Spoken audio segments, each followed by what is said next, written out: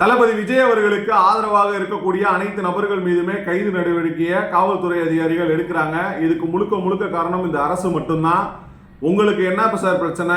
அதாவது தமிழ்நாட்டில் கரூரில் அப்படி ஒரு நிகழ்வு நடந்திருக்கு. அந்த நிகழ்வுக்கு நீதிமன்றத்தில் பெட்டிஷன் போட்டிருக்காங்க.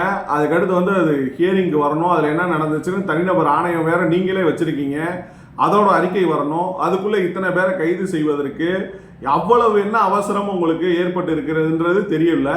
அது மட்டும் இல்லாமல் பார்த்தீங்க அப்படின்னா தொடர்ந்து தளபதி விஜய் அவர்களுக்கு ஆதரவாக இருக்கக்கூடிய அனைத்து நபர்கள் மீதும் காவல்துறை இந்த அராஜக போக்கை நிறுத்தி கொள்ள வேண்டும்.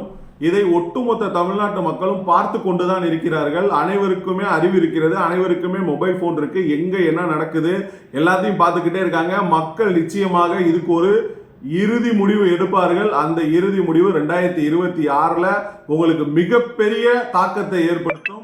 இதற்கு முன்னால மக்கள் ஒரு விஜய் வராரு, அவருக்கு ஆதரவு இருக்கும் நினைச்சவங்க எல்லாருமே அடுத்த முதல்வர் விஜய் தான் பேசுற அளவுக்கு இந்த இன்சிடென்ட் மாத்திருச்சு.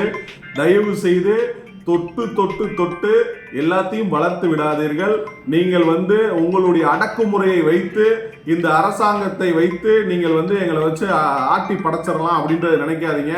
நீங்கள் அரஸ்ட் பண்றது வேணா ஒரு 50 பேர் 500 பேர் 1000 பேரை பண்ணலாம். ஆனால் இங்கே கோடிக்கணக்கான ரசிகர்களும் கோடிக்கணக்கான ஆதரவாளர்களுமே இருக்காங்க. தயவு செய்து இது போல கேவலமான கீழ்த்தரமான வேலைகள்ல தமிழக அரசு செய்யப்பட வேண்டாம். உங்களுடைய தனிநபர் ஆணையம் அமைச்சிருக்கீங்கல்ல, அவங்க அறிக்கை கொடுக்கட்டும். அதுல யாருக்கு என்ன பிரச்சனைன்றது தெரியட்டும். அது தெரிஞ்ச பிறகு உங்களுடைய கருத்துக்களை நீங்க சொல்லுங்க. அதுக்கடுத்து நடவடிக்கை எடுங்க. அது மட்டும் இல்லாம சிபிஐ தான் விசாரிக்கணும். நீதிமன்றத்தில் வழக்கும் தொடர்ந்துருக்கும். அந்த வழக்கு வரட்டும். அதுக்குள்ள இப்படி அவசரமாக இந்த தமிழக அரசு செயல்படுவது பாத்தீங்க அப்படின்னா கேள்வி கூத்தானது, வேடிக்கையானது. இதை தமிழ்நாட்டில் உள்ள அனைத்து அரசியல் கட்சி தலைவர்களுமே தளபதி விஜய் அவர்களுக்கு ஆதரவாக பேட்டி கொடுத்திருக்காங்க, பேசியிருக்காங்க. எல்லா கட்சியினுடைய தோழர்களுமே தொண்டர்களுமே அனைத்து கட்சியை சார்ந்த தொண்டர்களுமே இவ்வளவு கேவலமான ஒரு அரசாங்கம், இப்படித்தான் திமுக அரசாங்கம் இருக்கும்ன்ற அளவுக்கு பேச வைக்கக்கூடிய நிலைமையை நீங்கள் உருவாக்கக்கூடாது. திராவிட மாடல் உங்களுடைய அரசு நல்ல அரசு, அதை செஞ்சீங்கன்னா அந்த நல்ல விஷயங்களை மட்டும் செய்யுங்க.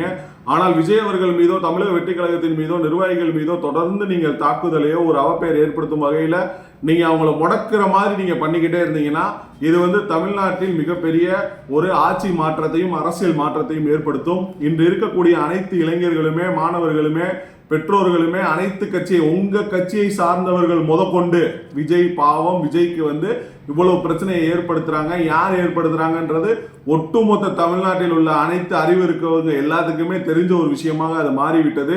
தயவு செய்து இருக்கும் நல்ல பெயரை கொஞ்சமாவது காப்பாற்றிக் கொள்ளுங்கள். உங்களுடைய அடக்குமுறை ஒடுக்குமுறைக்கு ஒருபோதும் ஒரு நாளும் யாரும் பயப்பட மாட்டார்கள்.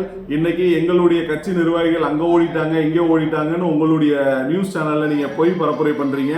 கரெக்டா இன்னைக்கு கோர்ட் ஒரு 4-5 நாள் லீவு, இப்ப போட்டா ஜாமீன் கிடைக்காதுன்ற ஒரே காரணத்தினால அவர்களை தனிப்பட அமைச்சு தேடக்கூடிய இந்த காவல்துறையும் இந்த தமிழக அரசையும் அனைத்து மாணவர் முன்னேற்ற அமைப்பின் சார்பாக வன்மையாக கண்டிக்கின்றோம். ஒரு மெல்லிய போக்கு ஒரு அரசியல் நிகழ்வு ஏற்படுத்தும் வகையில் தான் தமிழக அரசு நடந்து கொள்ள வேண்டும். ஒருவரை அடக்குவதற்கு இந்த அரசு செயல்படக்கூடாது. இது ஜனநாயக நாடு, அனைவருக்கும் அனைத்து உரிமையும் இருக்கிறது. நன்றி.